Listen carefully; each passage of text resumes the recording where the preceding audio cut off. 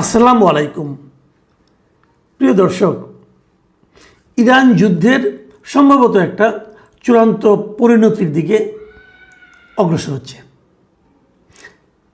ইরানের সঙ্গে আমেরিকা এবং ইসরায়েলের যে যুদ্ধ, সেই যুদ্ধে যুক্তরাষ্ট্রের অবস্থা এখন এমন দাঁড়িয়েছে, মানে ট্রাম্পের অবস্থা এখন এমন দাঁড়িয়েছে, ওই যে ভিক্ষা চাই না কুত্তা সামলাও একটা কথা আছে না, অনেকটা এরকম যে ইরানকে নিঃশেষ করে দেওয়ার অথবা ইরানকে পদানত করার, ইরানের সরকার পাল্টে দেওয়ার যে আকাঙ্ক্ষা নিয়ে তারা অগ্রসর হয়েছিল, সেটা নিয়ে এখন তারা মাথা ঘামাচ্ছেন না। এখন কীভাবে ব্যাক করা যায় মান সম্মান নিয়ে, এই চিন্তা এখন ওনারা ব্যাকুল হয়ে পড়েছে। এই কারণটা হচ্ছে কতগুলি ঘটনার প্রেক্ষিতে। এই ঘটনাগুলো নিয়ে কালকে আমি একটু কথা বলেছিলাম। যুক্তরাষ্ট্র ভেবেছিল, ট্রাম্প ভেবেছিলেন যে ওনার সঙ্গে বোধহয় ওনার মিত্র যারা আছেন ইউরোপের কান্ট্রিগুলো, ফ্রান্স, জার্মানি অথবা ইংল্যান্ড, এরা সবাই বোধহয় ওনার সঙ্গে যুক্ত হবেন এবং সবাই মিলে বোধহয় তাকে আক্রমণ করবে ইরানকে। কিন্তু এরা কেউই ওনার সঙ্গে সায় দেয়নি। সবাই বলেছে যে এই যুদ্ধ আমরা শুরু করিনি, এটা আমাদের দায় না, আপনাদের কাজ আপনি করেন। এবং সবাই এই যে পিছু টান দিয়েছে, কেউ যে তার সঙ্গে নেই একমাত্র ইসরায়েল ছাড়া। এই জিনিসটা আমেরিকার ভেতরেও, মানে যুক্তরাষ্ট্রের ভেতরে যারা নাগরিকরা আছে তারাও কিন্তু এই একই কথা বলছেন। এবং ট্রাম্প যে এখন অসহায় বোধ করছেন, ট্রাম্প যে এখন মান সম্মান নিয়ে ফিরতে চাচ্ছেন, তার একটা নমুনা আমরা দেখলাম সর্বশেষ। ওনার যে নিজস্ব যে একটা ট্রুথ সোশ্যাল আছে, একটা মানে সোশ্যাল মিডিয়ার মতো, যেখানে উনি নিয়মিত ওনার বক্তব্য দেন, সেখানে উনি লিখেছেন সবশেষে যে একদিন আগে ইসরায়েল যে ইরানের দক্ষিণাঞ্চলে একটা গ্যাস ফিল্ডে আক্রমণ করেছিল, সেই আক্রমণের বিষয়টা উনি আগে জানতেন না। মানে ইসরায়েল তাকে বলেনি যে তারা আক্রমণ করতে যাচ্ছে। আচ্ছা, আক্রমণ করেছে তা উনি আবার এখান থেকে ব্যাক করতে চাচ্ছেন কেন? মানে আমি জানি না এই কথা বলতে চাচ্ছেন কেন?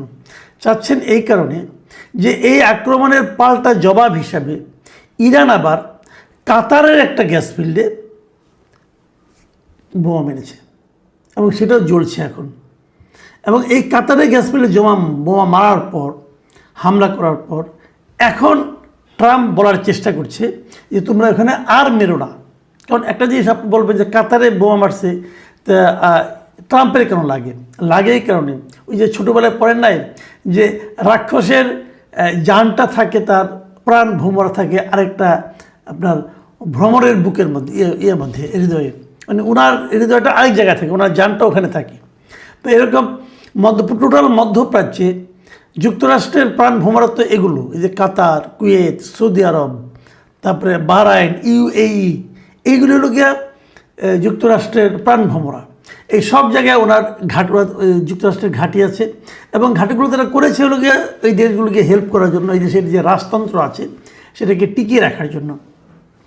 এখন যদি আজকে কাতার আক্রান্ত হয়, কালকে কুয়েত, বাহরাইন অথবা UAE অথবা ওমান অথবা সৌদি আরব বলবে যে তুমি তো কাতারকে রক্ষা করতে পারলে না, তাহলে তোমাদের সঙ্গে আমাদের কী সম্পর্ক, আমি কেন তোমাকে হেল্প করব? তো এই যে বিষয়গুলো, এগুলো কিন্তু ট্রাম্পকে আসলে বিচলিত করে তুলছে। কারণ এদের টাকা পয়সা সবই তো ট্রাম্পের, মানে যুক্তরাষ্ট্রের কাছে রাখা আছে।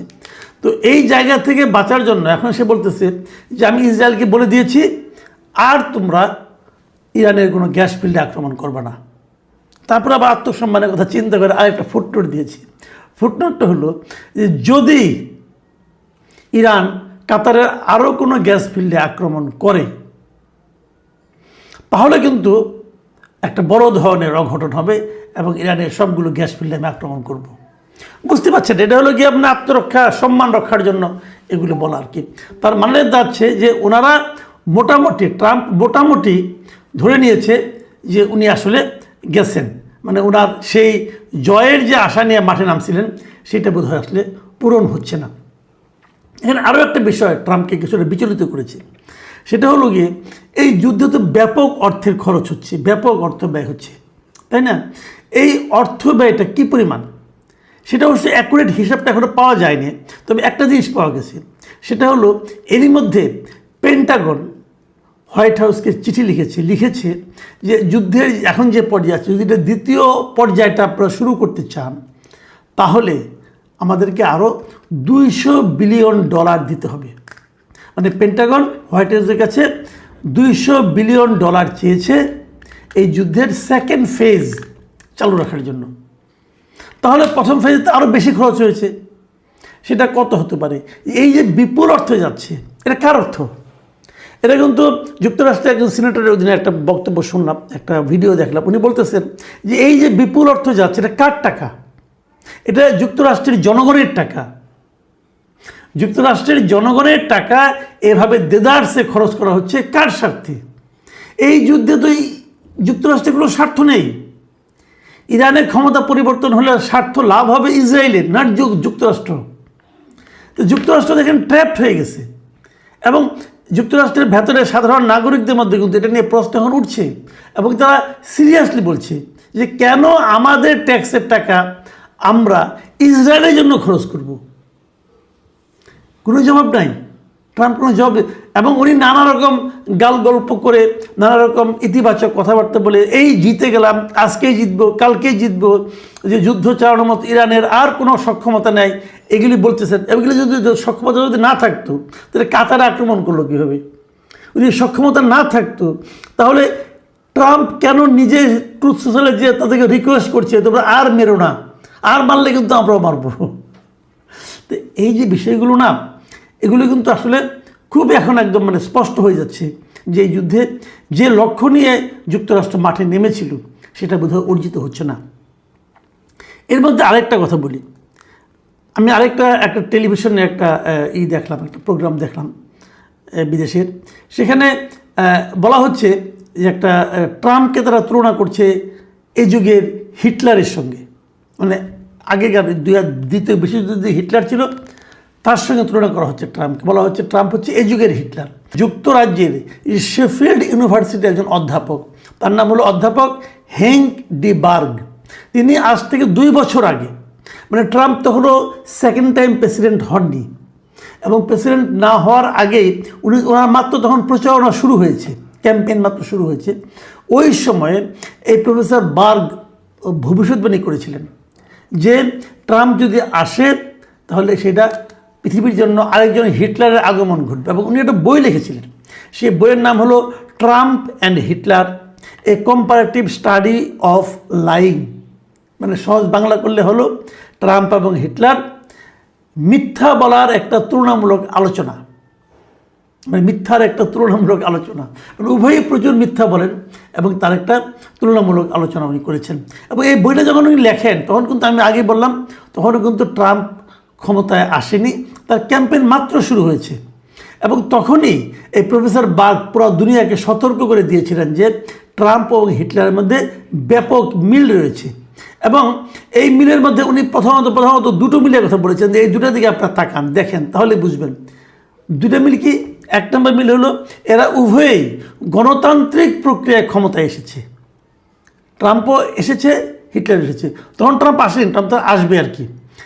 দুজনেই গণতান্ত্রিক উপায়ে আসছে। আর 2 নম্বর হলো এরা উভয়েই মিথ্যা এবং ধরেন আপনার বায়বীয়, মানে যার কোনো অস্তিত্ব নাই, এ ধরনের তথ্য দিচ্ছে এবং ফেক ন্যারেটিভের মাধ্যমে, মানে একদম মানে ভুল ভাল একটা বিশ্লেষণ করে এর মাধ্যমে তারা মানুষকে প্রভাবিত করার চেষ্টা করছে এবং মানুষের আবেগকে উস্কে দিচ্ছে এবং তার মাধ্যমে একটা মিথ্যা ভিত্তিহীন পাবলিক পারসেপশন ক্রিয়েট করার চেষ্টা করছে। যেমন এখন যেমন ট্রাম্প করতেছে যে ইরান তো হেরে গেছে, ইরানের আর কিচ্ছু নেই, এগুলি বলছে এবং আগামীতেও তাই বলবে, ইরানে কিচ্ছু নেই, অতএব ইরান আমরা দখল করে নিলাম, আমাদের যুদ্ধের লক্ষ্য অর্জিত হয়ে গেছে, এগুলো বলবে।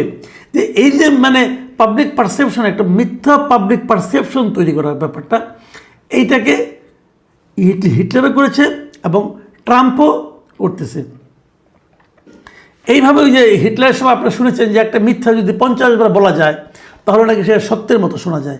এই ট্রাম্পও কিন্তু সে একই কাজ করতেছে। উনি আরেকটা মিলিয়ে কথা বলেছেন যে হিটলার যখন ছিলেন তখন উনি কিন্তু হিটলার মানে জাতিগত একটা বিদ্বেষ তৈরি করেছিল, যে হিটলার তখন ইহুদিদের ব্যাপারে হেট স্পিচ ছড়িয়ে দিয়েছিল, মানে ইহুদিদের ব্যাপারে